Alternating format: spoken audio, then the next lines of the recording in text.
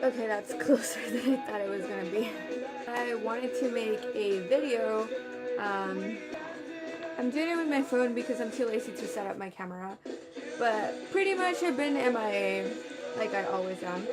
I haven't made any record um, videos, but I have a lot. I don't even know if I've ever shot in this frame before, but my records are like down here. They're all down there. So I might do like a update. I don't know. I actually wanted to get back into YouTube, and the reason I'm crunching that is because this camera is like at an angle and I don't have anywhere to sit unless I sit on the ground, which could work. It was a Facebook post that was going around, and it was kind of like the most influential albums from your teenage years, and I went through a lot of phases. Like I went through pretty much anything you can imagine. So yeah, I feel like during different time periods I thought like something was influential to me, but up to this period of time right now, at the present moment, I feel like these are my top 10 most influential albums of my teenage years. So I'll just get that started. 10 is Crystal Castle's Self-Titled.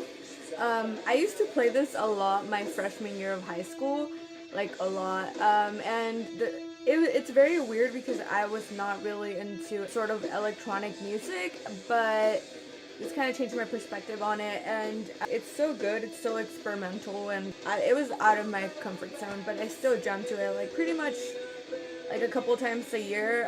I just get into this Crystal Castles phase again. My number 9 is On Frail Wings, Vanity and Wax from Alesana, and I have expressed probably before, I don't know, how much I love Alesana, and I actually got the chance to see this album be played in full. I think it was last month. I guess it's March right now, right? So yeah, last month. It was amazing. Everyone was singing like in harmony. It was a great experience. They sounded exactly like the album.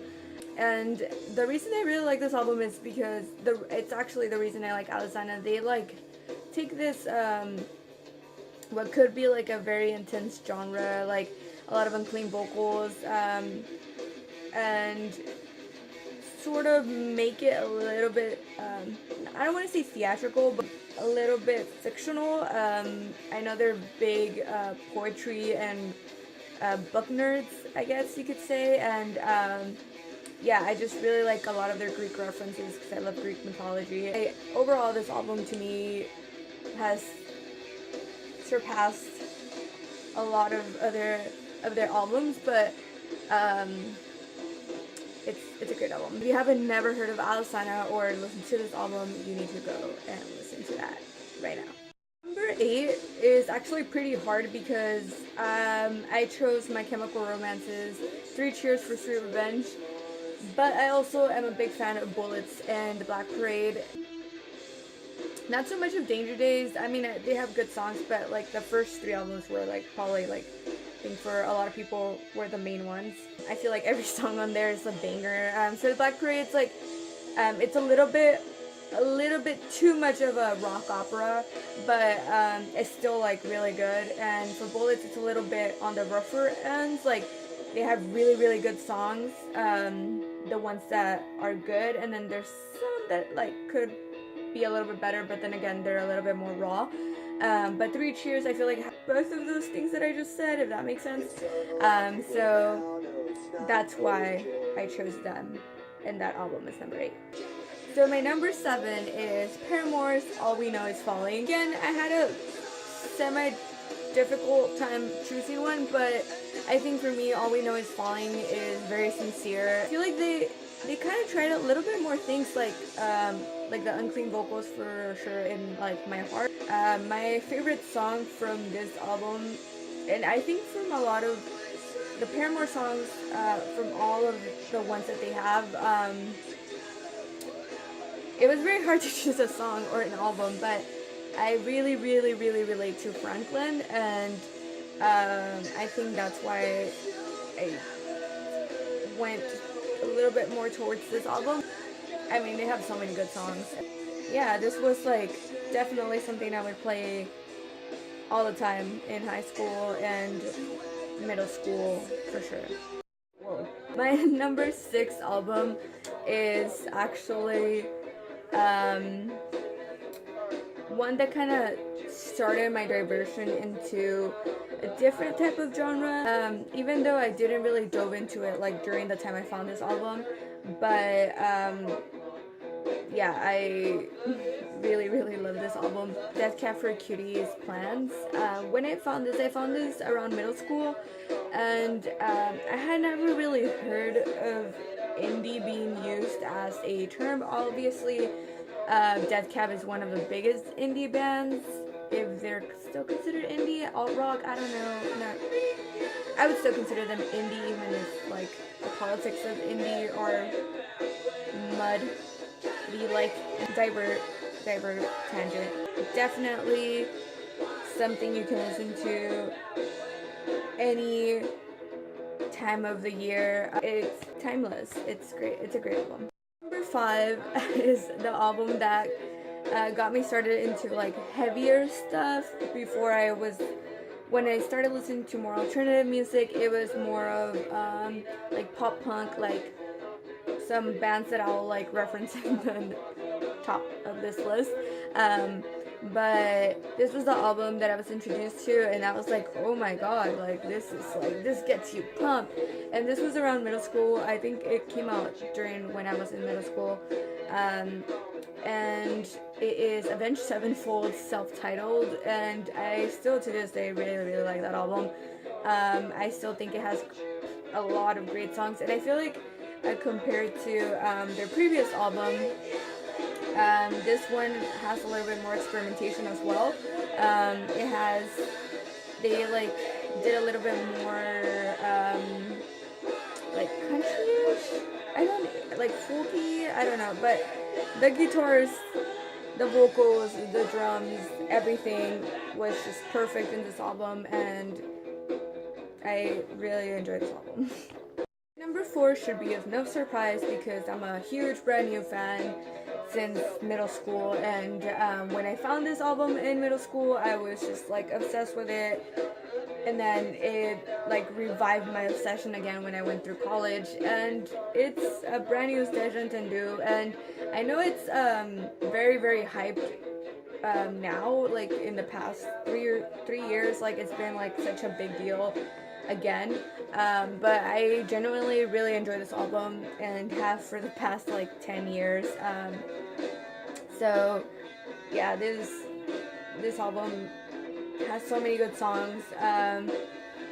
It has a mixture of like, I mean, I don't even know if it has an actual mixture of like hard songs and like softer songs, because I think the singles were intentionally harder for a certain audience, but it has a lot of like softer stuff, and Brand New in general, they're just very pushy with their boundaries of music, so I think they did a great job with this album, and that's why it's such a cool album that everyone loves. Number 3 again should be of no surprise because I love this band, and it's one of my favorite bands, and I've said it multiple times. I even made a video about them, and it's Funeral for Friends, Casually Dressed and Deep in Conversation, and that album it's so good and it's so underrated. I still think it's very underrated, even though I feel like maybe it's just in the US that it's underrated, but not in the UK, obviously, because that's where they're from. But I've made a video about Funeral for a Friend, and I explained a little bit more about Casually there and some of my favorite songs from there. So I won't talk too much about this album, but again, if you have never heard of Funeral for a Friend or this album, they're more of like an older emo-ish band from like the mid-2000s, on the realms of Taking Back Sunday and Brand New and The Used, or they're similar to like Story of the Year, I guess, but yeah, go listen to them. Another band and another album that I probably have talked a lot about, but I still jam to this like when I'm like working out or when I'm just like going to work, or at work.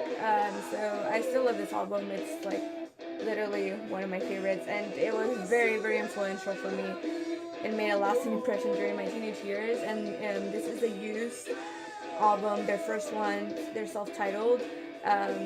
It's so good. It's so good. Yeah, I don't even know what to say much about it apart from I love the raw features of it. I love that it has like random little moments.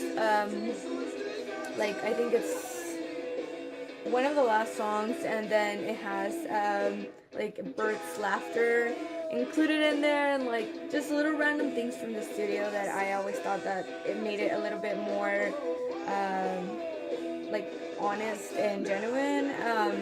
So I really, really like this album. It's a mixture of like very, very raw vocals and like screams and fast. I say my number one, I want to give a shout out to an album that introduced me to a lot of bands during my teenage years, because I might talk about this later of how I got into the music I listened to and all the phases I went through, but one of the albums that definitely like showed me a lot of these bands such as Fear for a Friend, Brand New, Taking Back Sunday, Atreyu, like all of these bands from like mid 2000s during my middle school years. Anyways, this album is the Legion of Dooms incorporated, and it's basically a mashup album. And I know it was distributed kind of like low-key because they were getting a lot of copyright issues, but I still think this album is so good. And if you have never heard of any of the bands I mentioned, or any of the bands from the mid 2000s, or like you forgot about them, or you just like were not born during that time and you want to like get into them, or you've heard a lot of things about them, this is a good way to get into them. Like there's like the Get Up Kids in there, Safe as the Day, yeah, just like Census Fail, like a lot of, you know, very prominent bands of that time period. So yeah, I wanted to give a shout out to that album because it's great. It's great. And so my number one, like the album that pretty much started it all for me and paved the path for like alternative music, even though like I feel like it's like a very mainstreamy album for alternative music. First album that I heard like in English that was rock, that was not from like WWE wrestling, which that's a whole other video. Anyways, it's Simple-Plan, Still Not Getting Any, and I first heard this album when I was shopping at a store, like a thrift shop, and I'm gonna say I was like in 4th grade or 5th grade, I don't remember, but I remember perfectly that I went to the store, and then this song came on the radio called Crazy, and I was like, who are they? Like, that sounds so cool. And after that, I went to look at the shoe section, got some Converse, and it changed my whole like perspective. But yeah, this whole album is pretty angsty, pretty like, you know, very whiny, I guess, but it's like what I needed during that time period, I guess. And it's a good album. Like I would still jam out to it. But yeah, it was definitely the first album of my teenage years that I definitely like got into Simple Plan like a lot. And yeah, I'm actually gonna see them this April. But they're playing their first album, the No Pads, No Helmets, Balls, something. So of course my camera runs out of space, but anyways, thanks for watching this video. If you want me to do more videos like these and get to know a little bit more about my music taste that has evolved a lot throughout many years, so yeah, if you like this video, let me know, and let me know what are some of the albums that have shaped your teenage years. Obviously I'm not a teenager anymore. Far from it now, I guess. Well, not far, but leaving the teenage years behind.